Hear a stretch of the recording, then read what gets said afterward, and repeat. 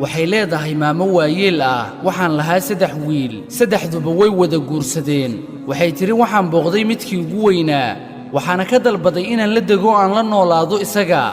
subaxdii ayaan ka dalbaday xaaskiisa inay ii keento biyo aan ku weyse qaato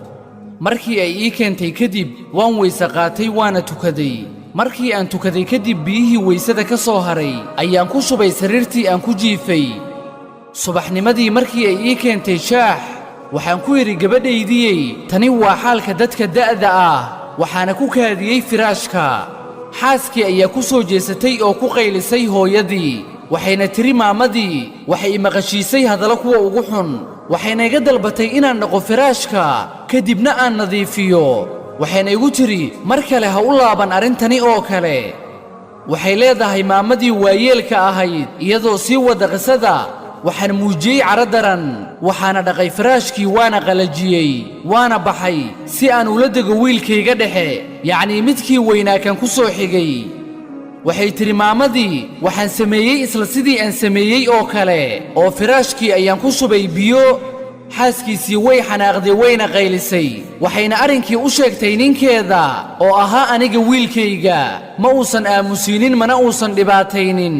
waxay tiri maamadii waan ka soo tegay agtooda si aan ula soo dego wiilkaygii ugu yaraa yacnii 3dii wiil midkii ugu yaraa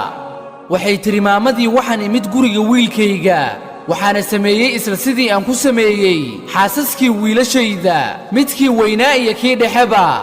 markii ay ii keentay xaaskiisa shaaxii subaxnimada kadibna aan u sheegay inaan ku kaadshay firaashka waxay igu tiri dhib ma lahan hooyo tani waa xaalka dadka da'da ah imise ayaynu ku soo kaadinay korkiina inagoo aad u yaryar kadibna waxay qaaday firaashkii wayna dhaqday kadibna way wanaajisay maamadii waayeelka ahayd waxay tiri waxaan ku dhahay xaaskii wiilkayga gabadhaydii waxaan leeyahay saaxiib waxayna ii dhiibtay lacag waxayna igu tiri ii soo iibi waxyaabaha ay dumarku isku qurxiyaan sida dahabka oo kale iyaduna cabirkeeda waa kaaga oo kale ee ii dhiib dahabka gacanta kuugu jira deedna way u dhiibtay gabadhii waxay aaday maamadii waayeelka ahayd suuqa waxayna haysatay lacag aad u fara badan lacagtii oo idinlan waxay ku soo iibisay dahab iyo waxyaabaha ay dumarku isku qurxiyaan kadibna waxay iskugu yeertay wiilasheeda iyo xaasaskooda waxayna soo bixisay dahabkii iyo waxyaabihii la isku qurxinayey waxayna u sheegtay inay biyo ahaayeen wixii ay ku shubaysay firaashka balse aysan ahayn kaadi siday moodayeen gabdhuhu kadibna waxay dahabkii gelisay gacanta xaaska wiilkeeda ugu yaraa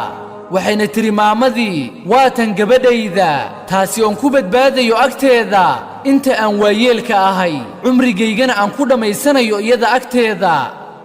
labadii xaas ee kale aad ay u naxeen waxayna shalleeyeen shallayti midii u darnayd alla weyne kor ahaaye wuxuu yidhi hal jazaa'u lixsaani ila alixsaan samaan abaalkeedu ma waxaan ahayn baa samaan sidoo kale alla weyne wuxuu yidhi ما عندكم ينفد وما عند الله باق ولنجزين الذين صبروا أجرهم بأحسن ما كانوا يعملون